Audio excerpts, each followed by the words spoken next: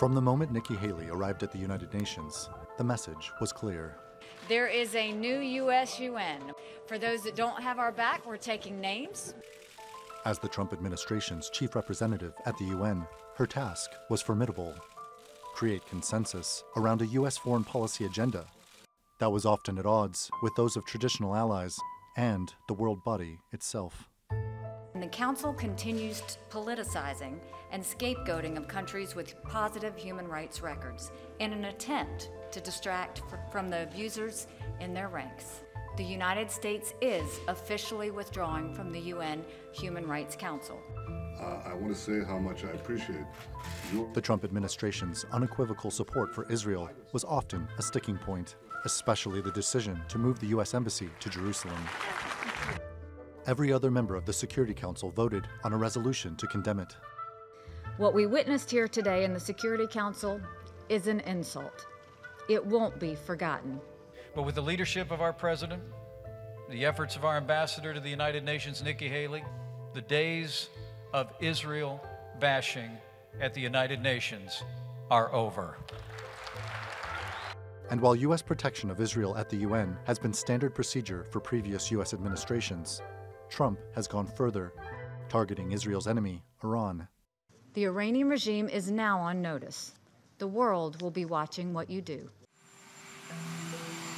As President Trump withdrew from a nuclear deal with Iran, a decision that every other party involved in the agreement opposed, Nikki Haley's job was to hammer the message home.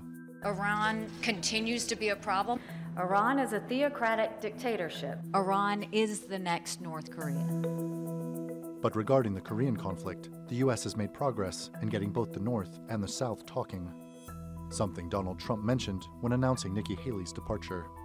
But she's done a fantastic job, and we've done a fantastic job together. We've solved a lot of problems, and we're in the process of solving a lot of problems. At the beginning, North Korea was a massive problem, and now we're moving along. But in many ways, the U.S. agenda at the UN is nothing new. It supported military and police crackdowns on drug trafficking by governments in Central America.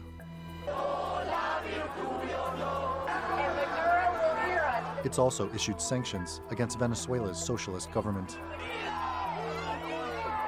China's failure to respect the rights of its people.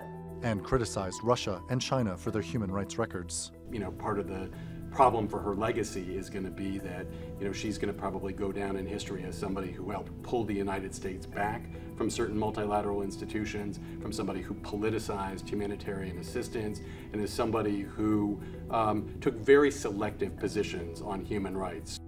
Donald Trump has not yet named Haley's replacement, but as one of the few women occupying a senior role and a stable fixture in an administration with a high staff turnover, she'll likely be missed.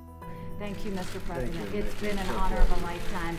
And I will say this, for all of you that are going to ask about 2020, no, I'm not running for 2020. I can promise you what I'll be doing is campaigning for this one. The question now is whether her successor can better smooth over the prickly relationship that has developed between the U.S. and the global community.